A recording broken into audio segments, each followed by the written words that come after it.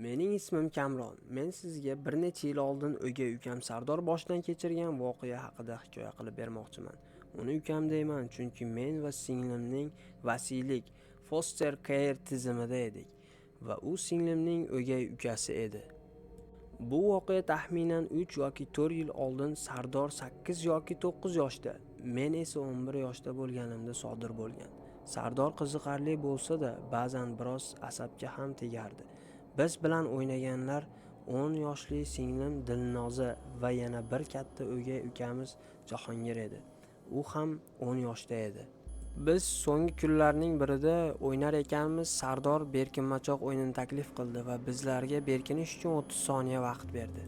Men o'rmon yonidagi butalar oldiga borib berkinishga harakat qilmoqchi edim. Yomg'ir yog'ayotgan edi. Va o'sha payt Dilnoza ham men bilan birga berkinish uchun o'sha yerga bordi. Jim, bizlarni topib olmasligi kerak. Yomg'ir bizning izlarimizni allaqachon loyga aylantirib bo'lgan edi. Shu sababli Sardor bizlarni payqamay o'tib keta boshladi. U qumli yo'lakdan past tomonga qarab yura boshladi. "Hoy, shoshmanglar. Sizlarni topdim-ku, Sardor, Dilnoza" deganini eshitdik, ammo biz butalar orasida edik. U esa qandaydir illyuziya ortidan yurgan emish. Illyuziyalardan biri unga qaradi va qattiq qo'rquvdan berkinib oldi. Illyuziyalar o'ng tomonga burilib, qo'shnisining hovlisi tomon yura boshladi. Sardor esa ularga butkul teskari tomonga yura boshladi. Ya'ni uyi tomonga. "Hoy, Sardorni ko'rdingizmi?" "Yo'q, uni men ham ko'rmadim." "Qayoqda ekan-a?